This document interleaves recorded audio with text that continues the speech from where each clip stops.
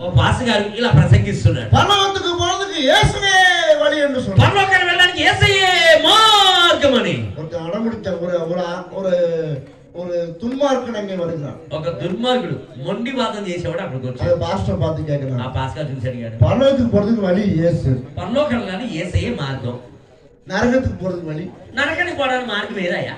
అదే పాస్టర్ சொன்னாரு. ఆ పాస్టర్ అన్నాడు, நீ போற போக்குலயே பொண்ணு போய் சேர்ந்துருக்க, నువ్వు వెళ్ళేదాన్ని పోయి అనుకో, అలాగే ఇట్టే నరకానికి వెళ్ళి చేస్తావు నాయనా అన్నాడు. வழி தெரிய வேண்டியவனுக்கு தான் வழி சொல்லி கொடுக்க முடியும். అయితే మార్గం తెలియని వాళ్ళకి మార్గం అని చూపించాలి. போற போக்குலயே போனா నరకం தான். నీ ఇష్టం నువ్వు పోయావు అనుకో, నీకు నరకమే గత్యంతరం. சரியான விடுதலை ஏன் பெற வேண்டும்? శరీర విడుదల మనం ఎందుకు పొందుకోవాలి? రెండు இடங்களுக்கு మనిషికి పోగొறது పోయి చేరే ఇடம். ఒక మనుషుడు నిత్యమందు వెళ్ళి చేరే రెండే రెండు ప్రాంతాలు ఉన్నాయి. దాని పేరు నిత్యం, దాని పేరు ఒకటి నిత్యత్వము, ஒன்று மோட்சம், ఒకటి మోక్షము, ஒன்று నరకం. మరొకటి నరకం. అది சரியான விடுதலை பெற்றவர்கள் శరీర విడుదల పొందుకున్నవారు ధైర్యంగా சொல்லுவாங்க, ధైర్యంగా చెప్తారు, మోక్షத்துக்கு పోறேன், నేను మోక్షానికి వెళ్తున్నా. சரியான விடுதலை பெறாதவர்கள் சொல்வார்கள், శరీర విడుదల పొందుకుని వారు చెప్తారు, செத்த பிறகு என்ன நடந்தா எனக்கு என்ன, చనిపోయిన తర్వాత ఏం చేస్తే నాకేంటయ్యా? நீங்க என்ன சொல்ல போறீங்க? మీరేం చెప్తారు?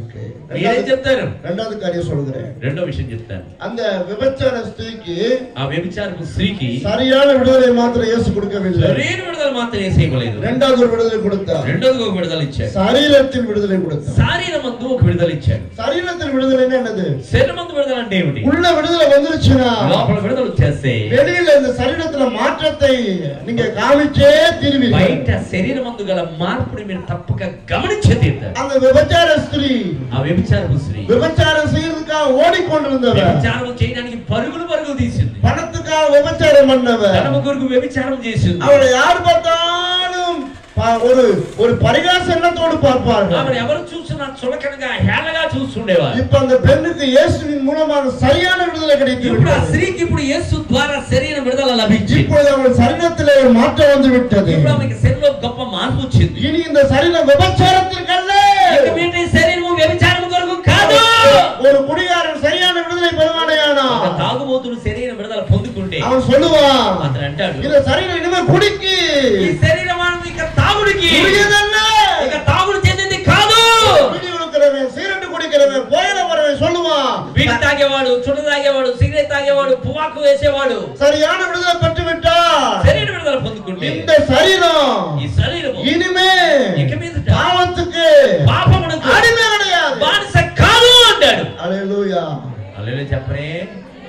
இந்த சரியான விடுதலை பெற்றிருந்தீங்கன்னா శరీర విడుదల పొందుకుని ఉంటే நீங்க சரீரத்திலே விடுதலை பெறுவீங்க. మీరు శరీరం ముందు కూడా విడుదల పొందుకుంటారు. இந்த கண்ணிற்கு பாத்தீங்கன்னா ఈ రాయిని చూసారా? சும்மாவே இருக்கா. ఉత్తినే ఉండదు. உங்க கூட ஒரு ஸ்திரீ, ஒரு பெண்ணு பேசிக்கிட்டு இருந்தாங்கன்னா మీతో ఒక ఆడ அவ మాట్లాడుతుంది. கழுத்துல போட்டுக்கிற செயினை ఆమె మెల్లో ఉండేటువంటి அந்த గొలుసు நகைக்கடையில ఆ బంగారు కొట్టు, நிறுத்துதான் பாப்பாங்க. ఆ బంగారు కొట్లో తూచే చూస్తాను. ஆனா உன் கண்ணே நிறுத்து பாத்துருவாங்க. కానీ ఆమె ఏం చేసిందో తెలుసా? నీ కళ్ళనే తూచేసింది. 5 பவுன் இருக்குமா? అమ్మో 5 కాసులు ఉంటుందా? இந்த சேலை ఈ చీర ஒரு 10,000 இருக்குமா? ఓ 10,000 రూపాయలు ఉంటుందా? ஆண்கள்லாம் పురుషులంతా நல்ல பைக்ல யாராவது போனாங்கன்னா బాగా బైకులు వెళ్ళారనుకో, ஏய் అలా కళ్ళెళ్ళు వస్తారు. அருமையானவர்களே, ప్రియమైన వాళ్ళారా, இந்த சரியான விடுதலை பெற்றுக்கிறவங்க సరైన విడుదల கண்ணு పొందుకున్నారు. மாறிடும், కళ్ళు మారుంది, చూపు கண்ணு మారணும், பார்க்கிற பார்வை மாறிடும். కళ్ళు చూసే చూపే మారిపోవును. முன்னாடி சினிமா பார்த்துட்டு இருந்தோம், ముందైతే మన సినిమా చూసాం, முன்னாடி என்ன பார்த்துட்டு இருந்தோம்? ముందైతే ఏం చేసాం? எத்தனை பேர் சினிமாவை விட்டுட்டீங்க? ఎంతమంది సినిమా మానేశారండి? கையை உயர்த்தி காட்டுங்க. உண்மையாய் உண்மையாய் நிறைய பேர் சரீரத்தில் விடுதலை பெறவில்லை.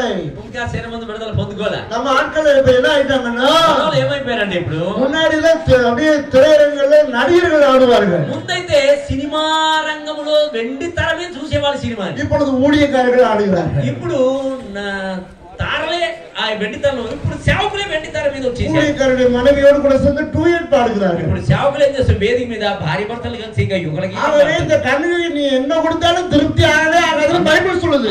బైబిల్ కింద ఏముంటుందండి? ఈ కళ్ళకు నువ్వు ఏం చూపించినా అది తృప్తి చెందదు అంటుంది. இந்த காது மாற வேண்டும், ఈ చెవులు మారాలి, இந்த வாய் மாற ఈ வேண்டும். నోరు మారాలి. இதெல்லாம் மாறி இருந்துச்சுன்னா ఇవన్నీ మారిందంటే பக்கத்து வீட்டுக்காரங்க పక్కింటోళ్ళు உன்னைய மாத்தின இயேசு எனக்கு வேணும், నిన్ను మార్చిన యేసు నాకు కావాలి అంటారు. చెప్పుంటారా లేదా? నువ్వు మారితే నీ పక్కింటి వాళ్ళు అంటారు నిన్ను మార్చిన యేసయ్య నాకు కావాలంటారు. பக்கத்து வீட்டுக்காரங்க என்ன சொல்றாங்க? పక్కింటి వాళ్ళు ఏమంటున్నారు మన గురించి? நீ எல்லாம் பைபிளை தூக்கிட்டு போகாட்டா என்ன?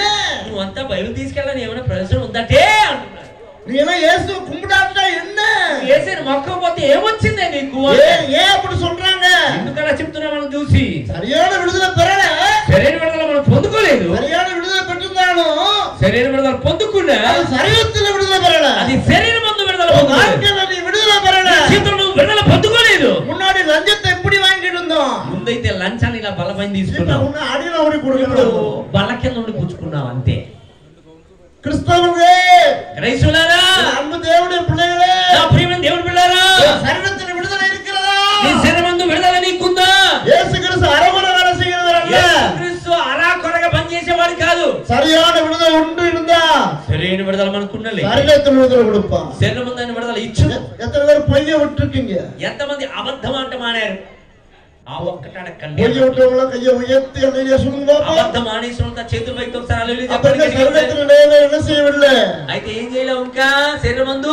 ஒரு பொண்ணு பார்க்க போனாங்க. ఒక అమ్మాయిని చూడడానికి వెళ్ళారు. மாப்பிள்ளையை பார்த்து சொன்னாங்க. అయితే ఆ పెళ్లి కుమారుని చూసి అన్నారు, இந்த மாப்பிள்ளை ரொம்ப தங்கமானவர். అబ్బా ఈ కుర్రోడండి చాలా బంగారం లాంటి எந்த கெட்ட பழக்கமும் கிடையாது. ఏ చిన్న లేదండి, బంగారం అండి కుర్రోడు. குடிக்க மாட்டார். అసలు తాగండి. தவறான பழக்க வழக்கங்கள் கிடையாது.